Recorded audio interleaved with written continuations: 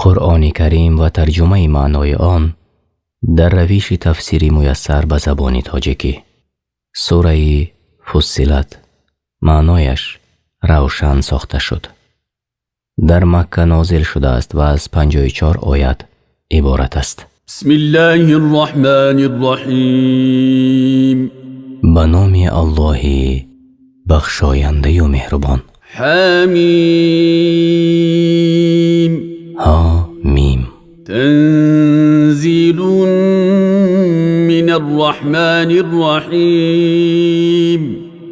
این قرآن کتاب است که از جانب آن بخشاینده مهربان بر پیامبرش محمد صلی الله علیه و سلم نازل شده است.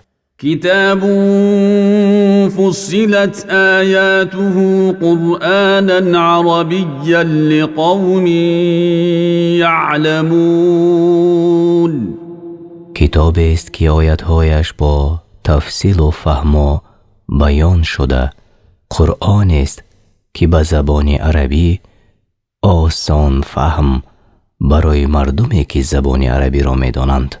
بشیرا و نذیرا فاعرض اکثرهم فهم لا یسمعون.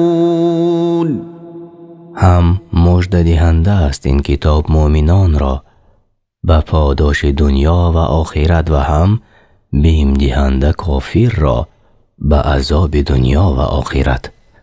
بیشترین مردم از آن روی گردانیدند و آنها نمیشنوند. یعنی شنیدن که از آن قبول و اجابت آن مژده حاصل شود. تفسیر سعدی. وقالوا قلوبنا في أكنة مما تدعونا إليه وفي آذاننا وقر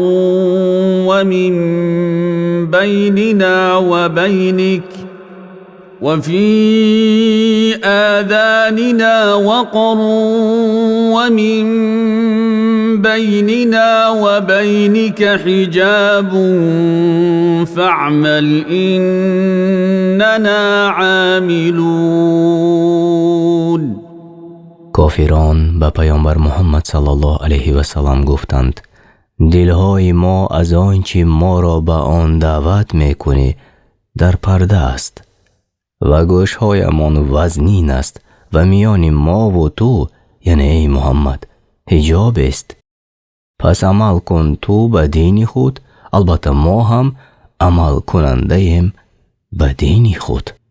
قل انما انا بشر مثلكم يوحى الي انما الهكم اله واحد فاستقيموا إليه واستغفروه وويل للمشركين. بگو یعنی ای پیامبر من انسانی هستم مانند شما. به من وحی شده که معبود شما الله یکتاست که لایق عبادت است. پس به او روی آورید و از او آمرزش بخواهید و وای یعنی عذاب بر مشرکان. الذين لا يؤتون الزكاة وهم بالآخرة هم كافرون. آنهایی را که به غیر الله بتان را پرستش کردند که فایده و ضرر نرسانند و نفسهایشان را به توحید و اخلاص پاک نکردند و نماز نخواندند و زکات ندادند و به آخرت یعنی به روز بس یعنی بعد میرانیدن زنده شدن و جنت و دوزخ ایمان ندارند.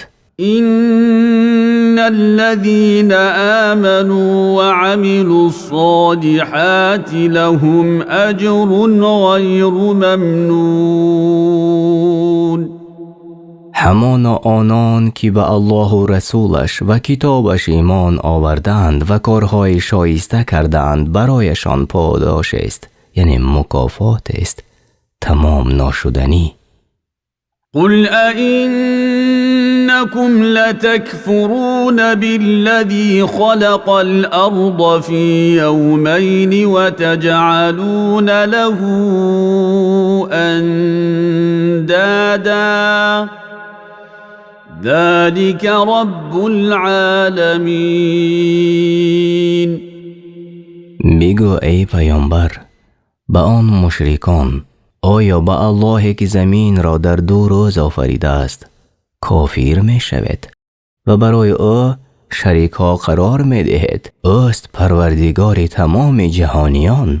وجعل فيها رواسي من فوقها وبارك فيها وقدر فيها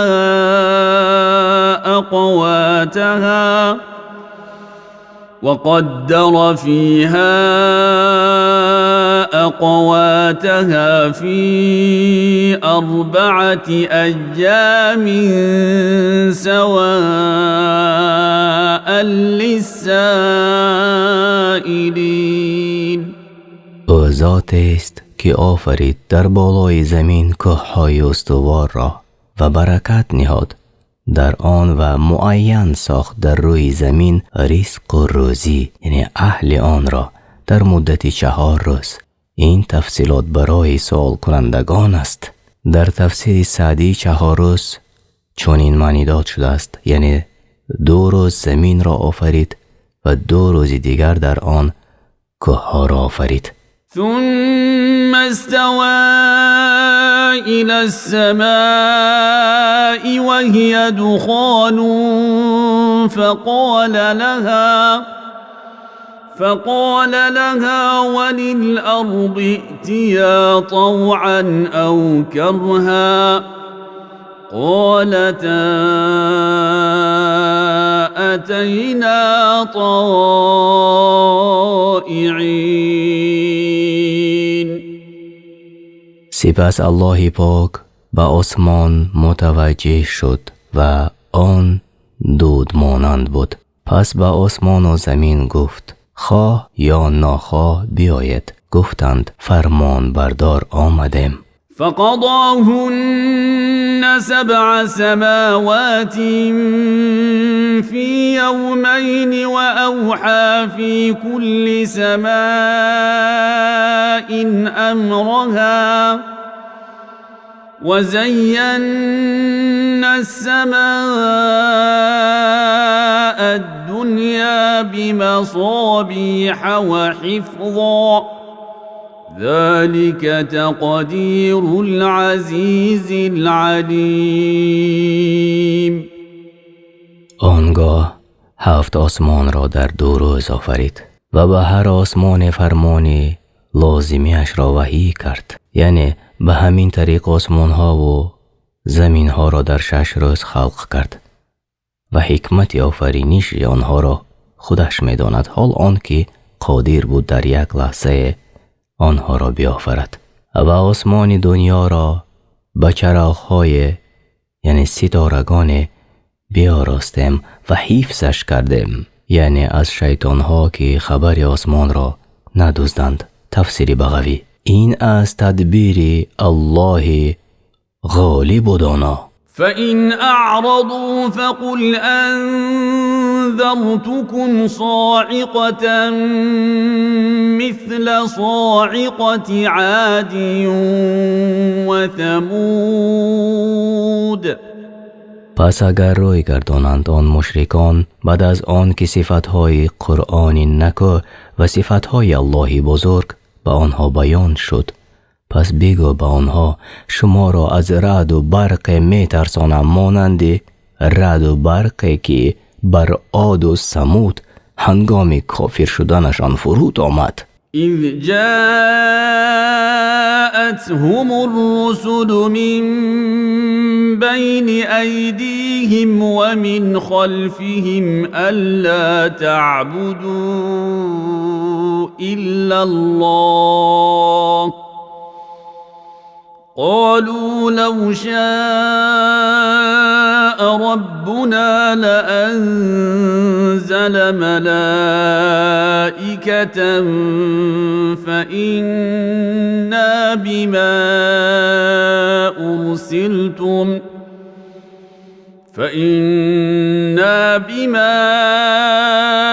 أرسلتم به كافرون. آنگاه که رسولان از پیش و پس آنها یعنی پی در پی نزدشان آمدند و گفتند که جز الله برحق را می پرستید. گفتند یعنی به پیامبرانشان اگر پروردگار ما می خواست که او را یگانه عبادت کنیم هر آینه فرشتگانی را به صفت پیامبران از آسمان نازل می کرد. پس ما به آنچه شما به آن فرستاده شده اید از ایمان آوردن به الله یگانه باور نداریم. تفسیر طبری. فأما عاد فاستكبروا في الأرض بغير الحق وقالوا من أشد منا قوة أولم يروا أن الله الذي خلقهم هو أشد منهم قوة وكانوا بآياتنا يجحدون.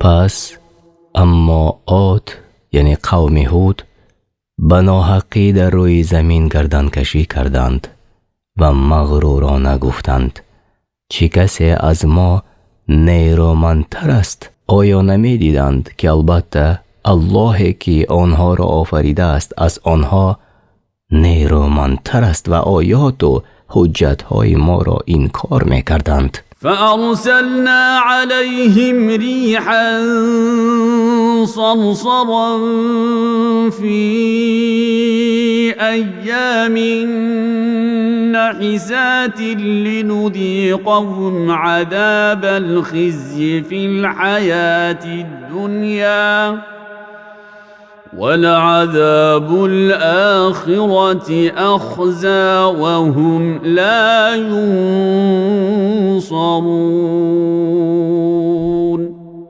پس ما نیز بادی سخت و خنک آوازدار در روزهای شوم بر سرشان فرستادیم تا در دنیا عذاب خاری را به آنها بچشانیم و البته عذاب آخرت خار کننده تر است و هیچ کسی برای من کردن عذاب به یاریشان بر نخیزد.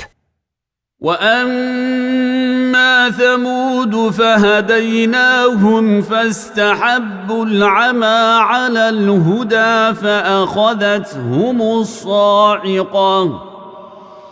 فأخذتهم الصاعقة العذاب الهون بما كانوا يكسبون.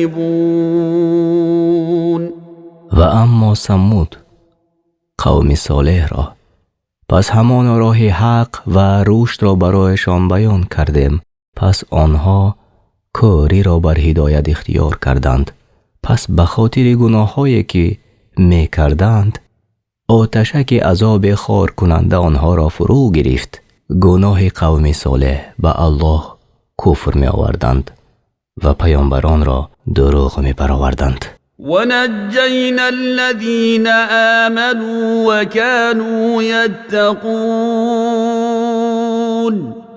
و ما کسانی را که ایمان آورده بودند و پرهیزکار بودند از عذابی که عاد و ثمود را فرا گرفت نجات دادیم. ويوم يحشر أعداء الله إلى النار فهم يوزعون.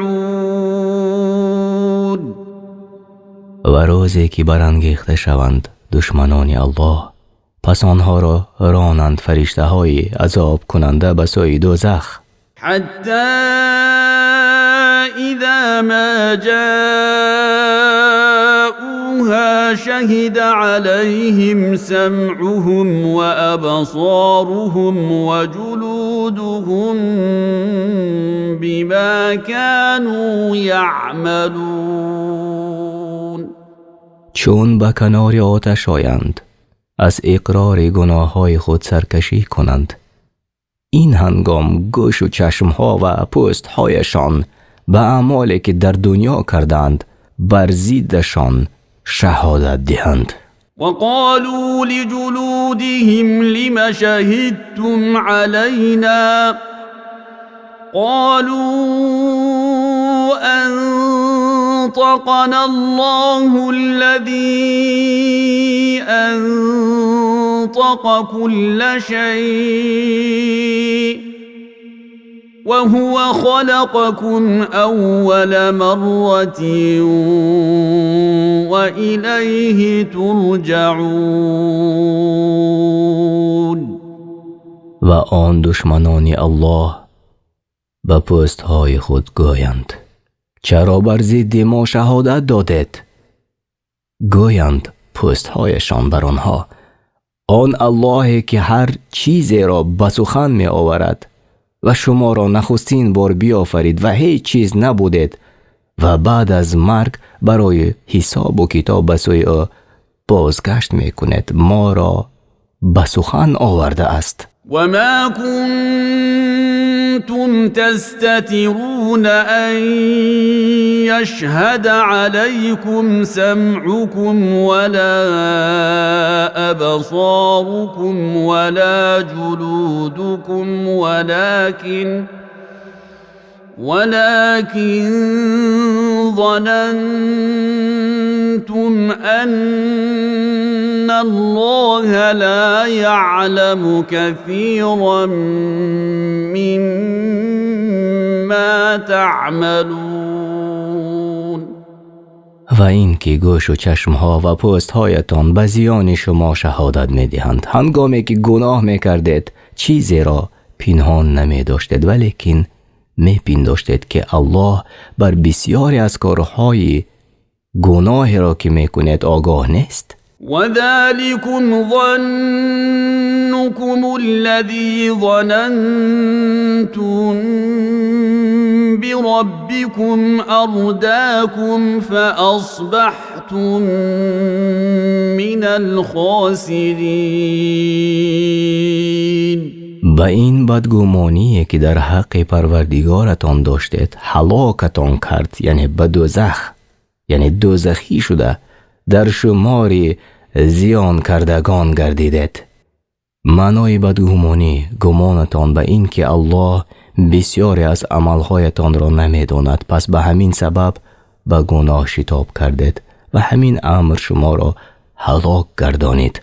تفسیر طبری. فَإِن يَصْبِرُوا فَالنَّارُ مَثْوًى لَهُمْ وَإِن يَسْتَعْتِبُوا فَمَا هُمْ مِنَ الْمُعْتَبِينَ. پس اگر صبر کنند و بر عذاب هم تاب و طاقت ورزند پس جایگاهشان در آتش است و اگر هم طالبی عفو شوند کسی آنها را عفو نکند. یعنی این که حتی دوباره به دنیا آیند و عملی شایسته کنند پس قبول کرده نشود این طلبشان. تفسیر سعدی. وَقَيَّضْنَا لَهُمْ قُرَنَاءَ فَزَيَّنُوا لَهُم مَّا بَيْنَ أَيْدِيهِمْ وَمَا خَلْفَهُمْ وحق عليهم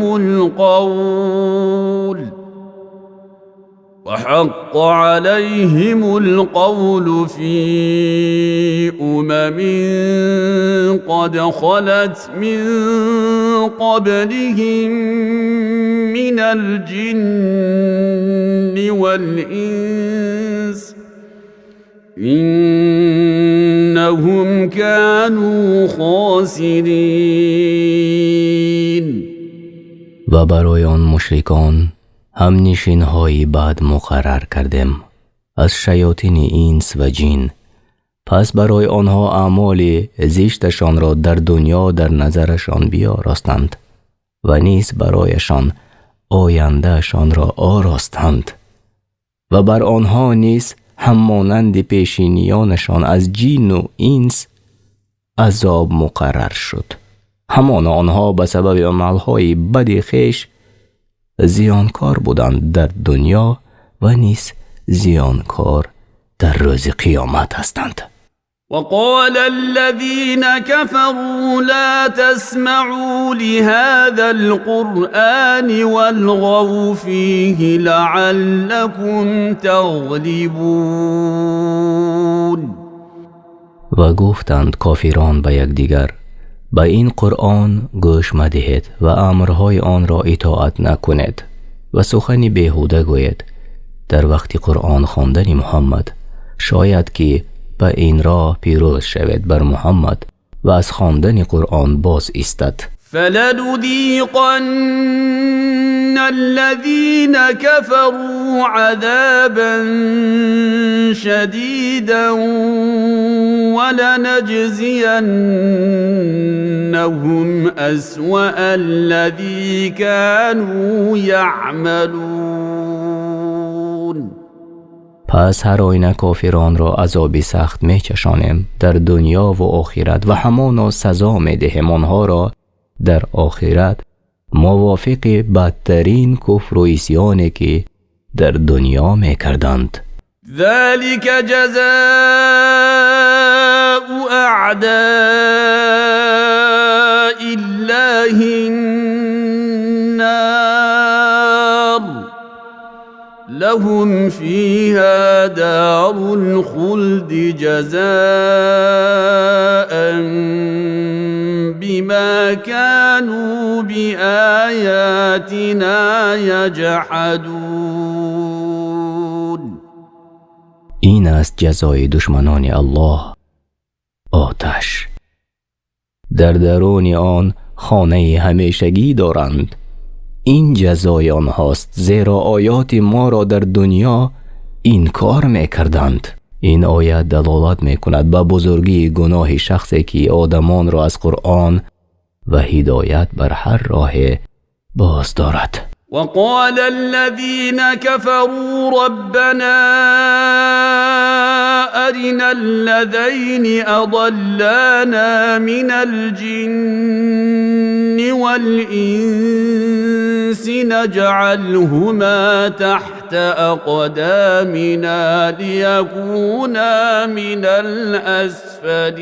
الأسفلين. و کافران در دوزخ گویند ای پروردگار ما، آن دو تن را از جین و اینس که ما را گمراه کردند به ما نشان ده تا که آنها را زیر پای کنیم، تا که باشند از زیرترین قعر دوزخ. إن الذين قالوا ربنا الله ثم استقاموا تتنزل عليهم الملائكة ألا تخافوا ولا تحزنوا تتنزل عليهم الملائكة ألا تخافوا ولا تحزنوا وأبشروا بالجنة التي كنتم توعدون. همانا آنهایی که گفتند پروردگار ما الله است، بعد از آن در شریعت او پایداری ورزیدند، در وقت مرگ فرشتگان فرود می آیند و می گویند نترسید از مرگ و غمگین نباشید، بر گذشته شما را مژده است به بهشتی که به شما وعده داده می شد. نحن أولياؤكم في الحياة الدنيا وفي الآخرة ولكم فيها ما تشتهي أنفسكم ولكم فيها ما تدعون. فرشتگان به آنها میگویند ما به امر الله در دنیا دوستان و محافظ شما بودیم و نیز در آخرت دوستان شماییم و در بهشت هرچی دلتان بخواهد و هرچی طلب کنید برایتان فراهم است. نزلا من غفور رحیم. مهمان نوازی است از جانب الله آمرزنده مهربان. ومن احسن قولا ممن دعا إلى الله وعمل صالحا وقال إنني من المسلمين. و کیست نیکوتر، یعنی به اعتبار سخن، از سخن آن که به سوی توحید و عبادت الله یگانه دعوت می کند و کارهای شایسته می کند و می گوید البته که من از مسلمانانم. این آیت بیانگری بزرگی علمایی است که از روی بصیرت و موافق سنت دعوت می کنند. تفسیر سعدی. ولا تستوي الحسنة ولا السيئة ادفع بالتي هي أحسن فإذا الذي بينك وبينه عداوة كأنه ولي حميم. هرگز شخصان ایماندار نیک خلق و شخصان کافر بد خلق برابر نیستند. برطرف کن، یعنی جواب گردان هر گونه بدی را به معامله و خصلت بهتر و نیکوتر و میبینی که ناگاه کسی که میان تو و او دشمنی است گویا او به تو دوست و خویشاوند است. وما يلقاها إلا الذين صبروا وما يلقاها إلا ذو حظ عظيم. و برخوردار نشوند از این خصلت نیکو مگر کسانی که با صبر باشند و کسانی که صاحب نصیب بزرگند در دنیا و آخرت. و اما ینزغنک من الشیطان نزغ فاستعذ بالله انه هو السمیع العلیم. و چون از جانب شیطان گرفتار وسوسه کردی، یعنی برای انجام دادن بدی را با بدی، پس به الله پناه ببر که البته او تعالی شنوا و داناست به کارهای خلقش. و من آیاته اللیل والنهار والشمس والقمر لا تسجدوا للشمس ولا للقمر واسجدوا لله الذي خلقهن إن كنتم إياه تعبدون. و از نشانه های قدرت و یگانگی او پی هم آمدن شب و روز و آفتاب و ماه است. به آفتاب و ماه سجده نکنید که آنها مخلوقند و به الله برحق که آنها را آفریده است سجده کنید اگر خواست او را اطاعت میکنید و میپرستید. فإن استكبروا فالذين عند ربك يسبحون له بالليل والنهار وهم لا يسأمون. پس اگر آن مشرکان از سجده کردنی برای الله تکبر می ورزند. پس همان فرشتگانی که در نزد پروردگار تو هستند تکبر نمی ورزند، بلکه به خستگی و دلگیر شوی شب و روز تسبیح او می گویند. آیت مذکور سجده نوبتی است که بر خواننده و شنونده یک بار سجده کردن واجب می شود.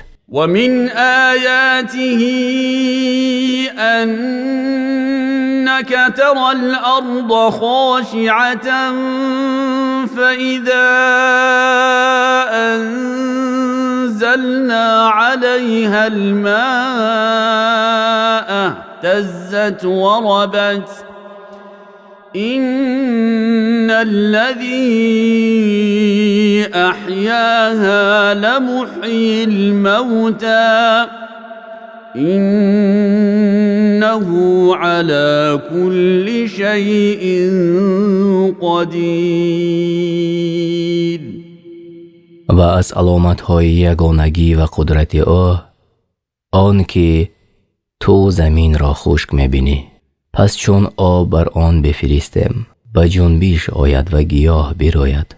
آن ذاتی که زمین را پس از خشک شدن زنده می کند، البته قادر است که مردگان را بعد از مرگش زنده کند و هر آینه او به هر چیز تواناست. پس چنان که از زنده کردن زمین عاجز نمی ماند، همچنین از زنده کردن مردگان نیز عاجز نمی ماند. إن الذين يلحدون في آياتنا لا يخفون علينا أفمن يلقى في النار خير أم من يأتي آمنا يوم القيامة اعملوا ما شئتم إنه بما تعملون بصير. همانا کسانی که از حق دور می شوند و به قرآن کافر می شوند و آن را دیگرگون می کنند بر ما پوشیده نیستند. آیا ملحد یعنی منکران یا تحریف کننده های آیت های الله یعنی دیگر کنندگان آیت های الله که به آتش افکنده می شود بهتر است یا کسی که بیاید امین شده در روز قیامت؟ هرچی می خواهید ای ملحدان بکنید، هر آینه او به کرده و کردارهایتان بیناست، یعنی می بیند عمل شما را و طبق آن مکافات می دهد به شما. تفسیر سعدی. إن الذين كفروا بالذكر لما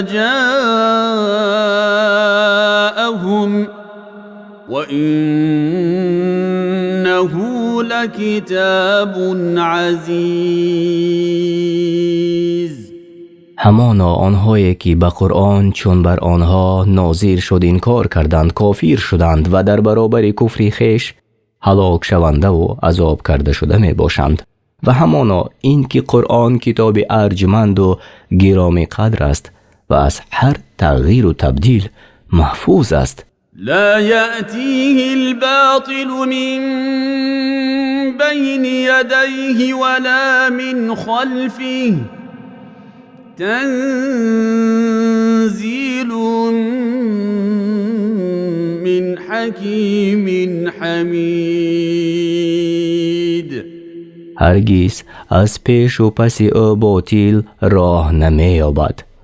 نازل شده از جانب الله است که داناست به کارهای بندگانش و صاحب حمد و ثناست و صفتهای کمال. ما يقال لك إلا ما قد قيل للرسل من قبلك إن ربك لذو مغفرة وذو عقاب أليم. هرچی درباره تو یعنی ای پیامبر آن مشرکان میگویند درباره پیامبرانی پیش از تو نیز گفتند. پس صبر کن و در دعوت خود استوار باش. البته پروردگاری تو هم آمرزنده توبه کنندگان است و هم صاحب عذاب دردآور است برای کافران. ولو جعلناه قرآنا أعجميا لقالوا لولا فصلت آياته أأعجمي وعربي قل هو للذين آمنوا هدى وشفاء والذين لا يؤمنون في آذانهم وقر وهو عليهم عمى أولئك ينادون من مكان بعيد. و اگر این قرآن را یعنی ای پیامبر به زبان عجم یعنی غیر عرب می فرستادیم، هر آینه مشرکان می گفتند چرا آیاتش به روشنی بیان نشده است تا که آن را بفهمیم. کتاب با زبان عجم و پیامبر عرب. بگو به آنها ای پیامبر این قرآن برای آنهایی که ایمان آوردند هدایت از گمراهی و شفا از شک و شبهه است و کسانی که ایمان نمی آورند این قرآن وزنینی گوشهایشان و کوری چشمانشان است پس هدایت نمی یابند. حال آن مشرکان به مثل آنهایی است که آنها را از جای دور ندا می کنند. ولقد آتينا موسى الكتاب فاختلف فيه ولولا كلمة سبقت من ربك لقضي بينهم وإنهم لفي شك منه مريب. و هر آینه به موسی کتاب تورات دادیم همچنان که به تو قرآن را دادیم. پس در آن قوم او اختلاف کردند، بعضیشان ایمان آوردند و بعضیشان کافر شدند و اگر آن کلمه نبود یعنی تأخیر عذاب از قومت تا روز قیامت در حال عذاب کرده می شدند. من عمل صالحا فلنفسه ومن أساء فعليها وما ربك بظلام للعبید. هر کس که کاری شایسته کند و اطاعت الله و رسولش کند به فایده خود اوست و هر کی بد کند و نافرمانی الله و رسولش کند به زیان اوست و پروردگار تو به بندگان ستم روا نمی دارد، یعنی در دادن سزا و جزا. الیه یرد علم الساعه وما تخرج من ثمرات من أكمامها وما تحمل من أنثى ولا تضع إلا بعلمه ويوم يناديهم أين شركائي قالوا آذناك ما منا من شهید. سوی الله یگانه برمیگردد علم وقوع قیامت، یعنی ساعت برپاشوی قیامت را تنها الله میداند و هیچ میوه از غلاف خیش بیرون نمی آید و هیچ ماده حامله نمی شود و نمی ساید مگر آن که او تعالی و آن آگاه است. و روز قیامت که الله مشرکان را ندا دهد که شریکان من کجایند؟ یعنی آنهایی که در عبادت من شریک می کردید. گویند آگاهت کردیم که نیست هیچ کسی از ما گواهی دهد که تو با خود شریک داری و امروز ما همه یکتا پرست هستیم. وضل عنهم ما كانوا يدعون من قبل وظنوا ما لهم من محیص. و مشرکان آنچه را پیش از غیر الله می پرستیدند از دست دادند و دانستند که از عذاب الله راه گریز ندارند. لا يسأم الإنسان من دعاء الخير وإن مسه الشر فيئوس قنوط. دلگیر و خسته نمی شود انسان از طلب خیر از پروردگارش، یعنی از طلب مال و دولت، بخت و سعادت، و اگر برسدش سختی یعنی کمبغلی و یا سختی، پس او از رحمت الله ناامید است و بداندیش است، یعنی به نسبت پروردگارش. ولئن اذقناه رحمة منا من بعد ضراء مسته ليقولن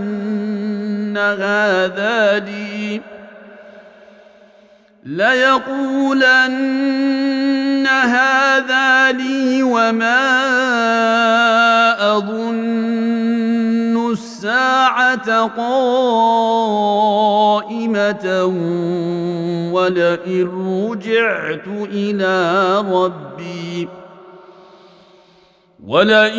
رجعت إلى ربي إن لي عنده للحسنى فلننبئن الذين كفروا بما عملوا ولنذيقنهم من عذاب غلیظ. اگر پس از رنجی که به انسان رسیده رحمت به او بچشانیم شکر الله نمی کند، بلکه گناه کرده می گوید این حق من است و باور ندارم که قیامت برپا شود. و اگر هم مرا نزد پروردگارم باز گردانند، البته نزد او حالت خوشتر یعنی جنت برایم باشد، پس حتما کافران را روز قیامت به اعمالی که کردند آگاه می کنیم و به آنها عذاب سخت می چشانیم. وَإِذَا أَنْعَمْنَا عَلَى الْإِنسَانِ أَعْرَضَ وَنَأَىٰ بِجَانِبِهِ وَإِذَا مَسَّهُ الشَّرُّ فَذُو دُعَاءٍ عَرِيضٍ.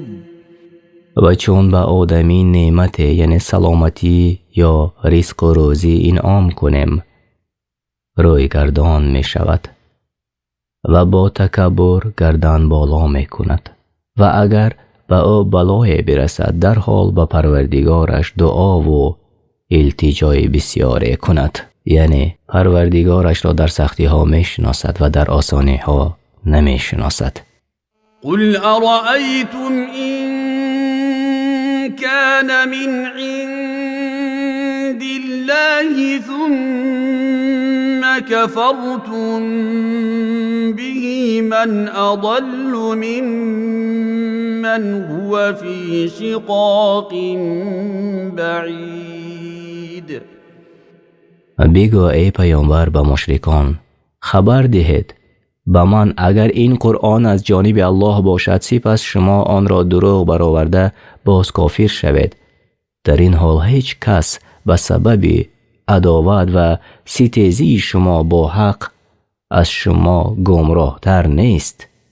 سنريهم آياتنا في الآفاق وفي أنفسهم حتى يتبين لهم أنه الحق أولم يكف بربك أنه على كل شيء شهید. بزودی نشان خواهم داد به این منکران نشانه های قدرت خود را از فتوحات و ظاهر شدن اسلام در اطراف عالم و در وجود خودشان تا برایشان واضح و روشن شود که هر آینه قرآنی که از نزد پروردگار عالمیان وحی شده است حق است. آیا کافی نیست برای آنها گواهی پروردگار تو بر این که قرآن حق است و کسی که آن را آورده است راست قول است؟ پس به درستی او تعالی شاهدی داده است به حق برای او و او تعالی بر همه چیز شاهد است و شهادت او تعالی از همه شهادت ها بزرگتر است. الا انهم فی مریة من لقاء ربهم الا انه بكل شيء محيط. آگاه باش که هر آینه کافران از دیدار پروردگارشان و از دوباره زنده شدن در شبهند. آگاه باش که او هر آینه از روی علم و قدرت و عزت بر هر چیز احاطه دارد. هیچ چیز در زمین و آسمان از او پنهان نیست. قرآن کریم و ترجمه معنای آن در روش تفسیری میسر به زبان تاجیکی.